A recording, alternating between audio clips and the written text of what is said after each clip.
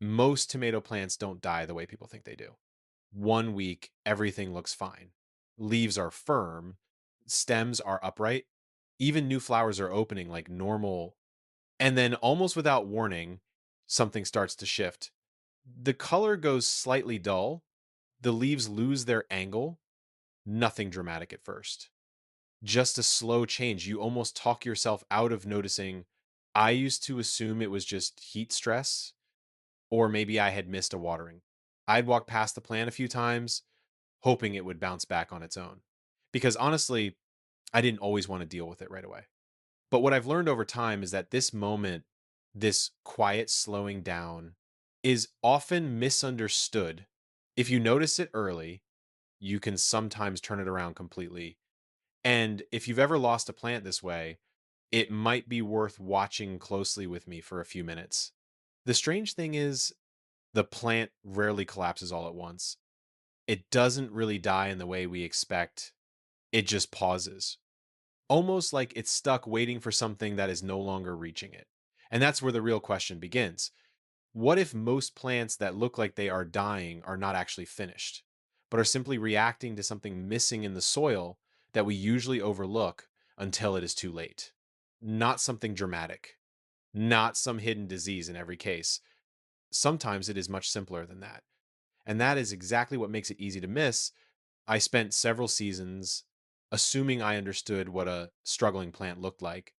I thought I knew the warning signs, but the ones I kept missing were never the obvious ones. They were the ones that looked almost like nothing at all.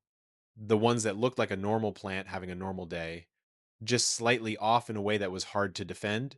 If someone asked you to explain it, that gap between something feels wrong and something is clearly wrong is where most of the damage actually happens. There is a very specific stage that most gardeners recognize, even if they do not always name it. A plant that was growing normally just stops feeling active. You might still see green, but it feels less alive in a way that is hard to explain. Growth slows down, new leaves come in smaller. The plant doesn't look sick yet, but it no longer looks strong either. There's a difference between a plant that is resting and a plant that is quietly struggling. And that difference can be harder to read than people expect.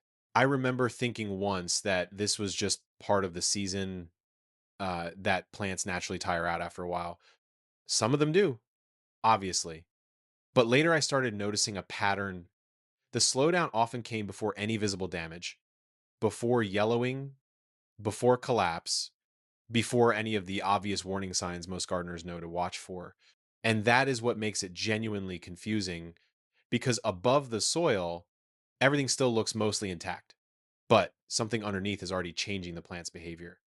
The decline has a head start. By the time you can clearly see it, it has often been building quietly for longer than a few days.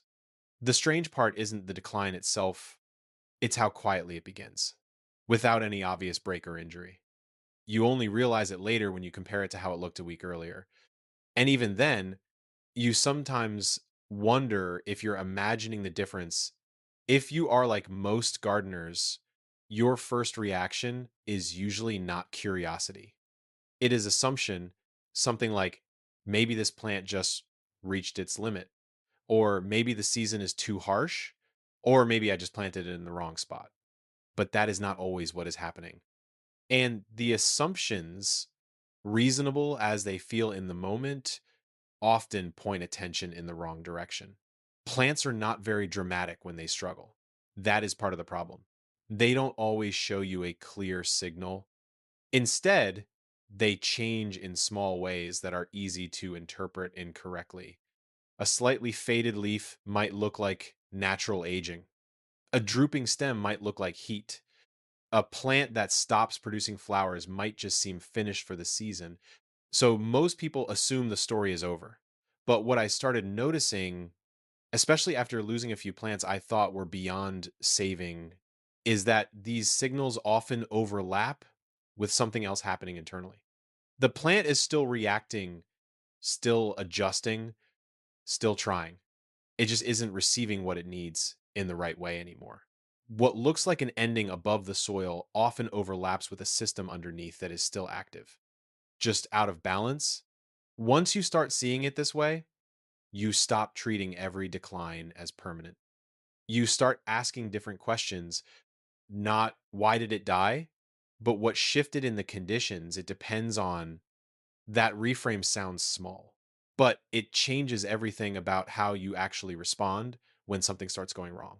Before I understood this, I used to react too quickly. If something looked wrong, I would pull it, replace it, assume it was lost. Looking back, I probably removed plants that still had something left in them. I just didn't know what to look for yet. And I didn't know what questions to ask. There was one season, maybe 4 or 5 years ago, when I lost almost an entire row of pepper plants in the same week. I blamed the heat. It was a reasonable explanation. But later that same summer, a single plant in a different corner of the garden, same variety, same seeds, to survive everything that had taken down the others. I never fully understood why at the time, but looking back now, I think that corner had better drainage, slightly different soil composition, and I had accidentally left some kitchen scraps near its base a few weeks earlier without thinking much about it. I did not connect those details then, but I kept coming back to that one plant for years afterward, wondering what it had that the others did not. When a plant starts looking weak, most of us don't overthink it at first. We usually go straight to the obvious steps, water it more carefully, maybe add a store bought fertilizer, sometimes prune a few leaves that look worse than the rest. And if nothing changes quickly, there's that quiet moment where you start thinking it might just be done. I've been there more times than I'd like to admit. What makes it tricky is that these responses are not wrong. They just often feel like they are not working fast enough to match what the plant is already experiencing. So frustration builds quietly. You try something, you wait, you check again the next day, and the plant still looks almost the same, not worse, not better, just sitting in that uncomfortable middle state where it is hard to tell which direction things are actually moving. The interesting pattern here is not that these steps fail completely, it is that they often move slower than the problem itself. Why does that matter? Because in that gap between action and visible result, people tend to give up early, remove the plant, replace it, start over, and that decision feels completely reasonable from the outside. But sometimes the issue was never fully addressed in the first place. It was just partially touched on the surface, and the deeper cause was left alone. That brings us to something most gardens don't really show you at first glance. Because what is happening above the soil is only part of the story. If you spend enough time watching plants struggle, you start to notice something a bit unsettling. The visible symptoms are not where the process actually begins. They are just where it becomes noticeable to us. Underneath everything, in the soil zone, we rarely think about closely. There is a constant exchange happening: moisture movement, nutrient availability, microbial activity, all of it shifting quietly depending on what we add, what we remove, and even how often we disturb the surface. And when something in that system falls out of balance, the plant does not complain immediately. It just slowly changes its behavior: less growth, softer structure, reduced response to watering, almost like it is still trying to function normally. But with limited support reaching it from below, the roots are working, the plant is still making decisions, if you can call it that, but those decisions are being made with fewer resources than it actually needs. What eventually shifts the situation is not always something dramatic. It is usually what stops reaching the roots consistently in the right form at the right time. And that is a harder thing to notice than a yellowing leaf or a wilted stem, because it is invisible until the effects have already accumulated. Once you start thinking like that, you stop looking only at the leaves. You start asking what the plant is actually receiving day after day, even in small amounts. This is also where many gardeners accidentally overcorrect. They assume the plant needs more of everything at once, when in reality, the system is often just inconsistent, not empty. And that inconsistency is where small, focused inputs can start to make a noticeable difference. Again, not because they are magical, but because they restore a pattern the soil was quietly missing. The instinct to add more is understandable. When something looks wrong, it feels like the problem must be a deficiency of some kind. Not enough water, not enough nutrients, not enough of something measurable you can add from a bag or a bottle.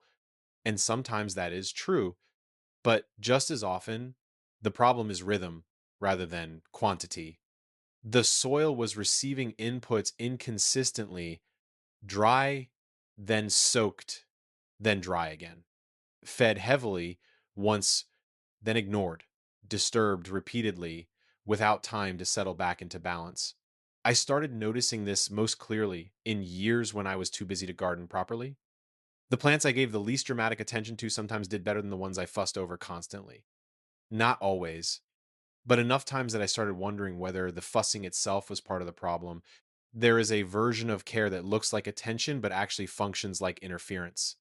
Too much adjusting, too many inputs change at the same time, too much disruption of whatever process the soil was already working through on its own schedule. And the result is a system that never quite settles, always responding to the last thing you added rather than finding its own equilibrium. The most productive thing I ever did in my garden was probably the least dramatic. I stopped changing multiple things at once and started changing one thing at a time, waiting long enough to actually see whether it made a difference before touching anything else. That sounds obvious. It is not easy. Most gardens already have what they need nearby. It just doesn't look like a bag of fertilizer at first glance. And that, honestly, is one of the more interesting things about spending time close to a garden over years. You start to notice that the most useful inputs are rarely the ones marketed loudest. They are usually quieter than that, more ordinary, more connected to the actual cycle of what grows, decays, and returns to the soil in forms the soil already knows how to use. I used to think healthy soil was mostly about pH and nutrient levels, the kind of thing you test with a kit and adjust with specific products. And those things do matter. But what I started noticing over time was that the more consistent variable was not the chemistry exactly, it was the activity, whether the soil felt alive or felt inert, whether water moved through it or pooled on top of it, whether things broke down at a reasonable pace or just sat there unchanged for weeks. A soil that is active does not need perfect inputs, it needs consistent ones. And a soil that has gone quiet for too long sometimes just needs something to start the cycle moving again. Not a dramatic overhaul, just a small reintroduction of material. It can actually work with that. Distinction took me years to understand clearly, and I am still not sure. I understand it completely. One of the things I didn't expect when I started paying closer attention to struggling plants was how often ordinary kitchen scraps or leftover materials were already part of the picture, things that normally get thrown away without a second thought. Not because they are special in themselves, but because they still carry something the soil can respond to when handled correctly. And the soil notices things we tend to overlook when we're moving fast. What surprised me more was not what these materials were, but how differently plants reacted depending on how they were prepared. The same material could feel like it did almost nothing in one form, and then feel noticeably different in another. Same source, different result. At first, that seems strange, but it makes more sense once you start thinking about what the soil actually needs to work with. At first, I assumed I was just getting lucky with timing, or maybe I had misread the plant's condition earlier and things were already improving on their own. But over time, the pattern became harder to dismiss. Small changes in preparation often led to small changes in plant response, not immediate turnarounds, more like shifts. You only catch if you check the plant a few days in a row. Leaves holding their color a bit longer. New growth feeling slightly firmer when you touch it. Soil that seemed to wake up a little after being quiet for too long. Almost like the texture changed in a subtle way. You notice with your fingers before you notice it with your eyes. Most gardeners only see this after the change has already been building in the background for several days. And that delay matters because it keeps expectations honest. Nothing here is instant in the way people sometimes hope for, but it is also not as slow as traditional composting or long soil recovery cycles. It sits somewhere in the middle, and that middle space, that window between too slow and too fast, is where a lot of real recovery actually happens. I want to be careful here not to oversell this because I think that is where a lot of gardening advice goes wrong. People find something that seems to help and then start describing it like it solves everything. It doesn't. Nothing does. What I noticed was more modest than that. A plant that was declining more slowly than expected, a patch of soil that seemed to respond to watering more consistently than before, new growth that appeared a few days earlier than I would have predicted. Small stuff, quiet stuff, but consistent enough across enough different plants and different seasons that I stopped treating it as coincidence. The honest version of this is that I still don't fully understand which part of the material is doing most of the work, whether it is the microbial activity it supports or something about how the material breaks down in the top layer of soil, or just the physical change in how water moves through that area afterward. Probably some combination of all of those things in amounts that shift depending on conditions. I can't fully control. What I do know is that the preparation step matters more than it should. The same material applied differently behaves differently. And that observation has held up for long enough that I keep coming back to it. There is a moment in gardening that is easy to walk right past. If you are not paying attention, it is not a sudden recovery. Nothing snaps back overnight. It is more like a plant quietly adjusting its posture over a few days. You walk past it one morning and something feels slightly different, but you cannot immediately say what it is. The leaves might still be imperfect, but they are not collapsing in the same way. The color might not be fully restored, but it is less dull than it was yesterday. You catch yourself looking at it for a second longer than usual. I'm not sure what you're noticing. I remember one pepper plant I almost gave up on. I had already decided it was on its way out. I even stopped checking it daily, which is something I don't usually do. Then one afternoon, I noticed new growth near the base that I had somehow ignored for days. That small detail changed everything about how I started looking at recovery. It also made me think about how often I had probably missed that same signal on other plants, not because I wasn't looking, but because I was looking for the wrong thing. I was looking for obvious improvement, a restored color, a suddenly upright stem, the kind of change you can photograph and point to, but that is not usually how plants come back. They come back through details. You almost don't see a tiny leaf that wasn't there yesterday, a stem that bends differently under the same pressure, a flower bud in a spot that had been bare for 2 weeks. Those are not dramatic, but they are real. And once you start watching for them specifically, you notice them more often. Not because the plants changed, but because your attention did. Plants rarely announce that things are improving. They just slowly shift into a different state when conditions start to make sense again. Most gardeners only notice the change after it has already been happening for a while. And by then, they often feel like the turnaround was sudden. It wasn't, it was just quiet. It had been building before they were paying attention. And that is where patience becomes part of observation, not waiting blindly, not checking once and walking away, but staying close enough to notice small corrections in behavior before you talk yourself into assuming nothing is happening. But here is something worth being honest about. Even when people use genuinely helpful methods, results can still feel inconsistent. One plant responds, the one next to it does not seem to.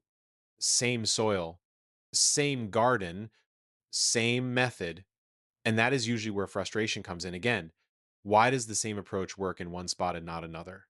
It is easy to assume the method itself is unreliable, when in reality, there are small conditions quietly changing the outcome, conditions that have nothing to do with the method and everything to do with the state of the system receiving it. I've made this mistake myself more than once, trying something that should help not seeing fast results, and writing it off entirely. But timing and concentration matter more than I expected. A plant already under significant stress does not respond the same way as a plant just beginning to weaken.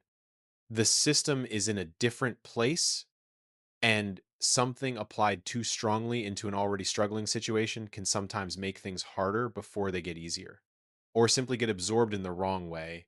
I didn't understand that early on. I thought more input meant faster recovery, more water, more nutrients, more intervention, but plants don't really work that way. More is not always the signal they need. Sometimes consistent and calm does more than strong and fast. Sometimes they just need the right conditions to stabilize first before anything new can actually reach them properly. What often gets overlooked is that the surrounding environment can completely change how the same method behaves. Heat, watering habits, soil, conditions, even how recently the plant was physically disturbed, all of it plays a role. So when something doesn't work the way you expected, it is not always the idea that is wrong. It is often the timing, or the way it was introduced into a system that was not yet steady enough to use it. Once I started seeing it this way, I stopped judging methods so quickly. After a single attempt, instead, I started paying more attention to context. What was the plant state when I applied it? How was the weather that week? Had I changed anything else at the same time? Those questions sound obvious when you write them down, but in the moment, when you are standing in front of something that still looks rough after 3 days of trying, the obvious questions are not always the ones that come to mind first. The first question that comes to mind is usually, is this even working? And the answer is almost always, it's too early to know. That is hard to sit with, especially when you have put time into something and you want to see it moving. I think this is where a lot of gardening decisions go sideways. Not from bad methods or bad materials, but from impatience applied at exactly the wrong moment. You pull something that was 3 days away from showing you something real. You switch approaches right before the first one was about to land. You give up on a system that needed one more week of consistency to start showing results. I have done all of those things more than once. And the only thing that eventually slowed me down was getting better at reading what nothing is happening yet actually looks like versus nothing is going to happen. Those two states feel identical for a while. The difference only becomes clear in hindsight, but over time, you start to develop a feel for which one you are actually looking at.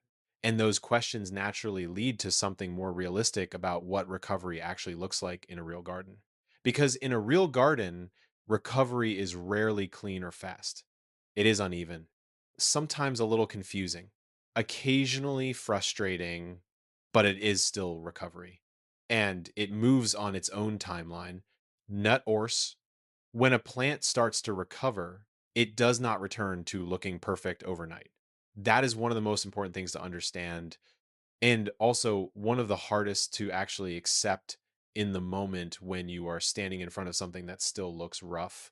It usually starts with changes that are easy to overlook. If you are not paying attention, a leaf that stops getting worse rather than one that suddenly looks better, a stem that feels slightly more stable when you press it gently, a new shoot that appears somewhere you were not even monitoring, which means it had already been developing quietly before you noticed it. These are not dramatic signals. They are quiet corrections, small adjustments the plant is making internally, one step at a time, before any of it becomes visible on the outside. And if you miss them, you might assume nothing is happening at all. You might pull the plant, you might decide it's a lost cause, and sometimes that is the right call.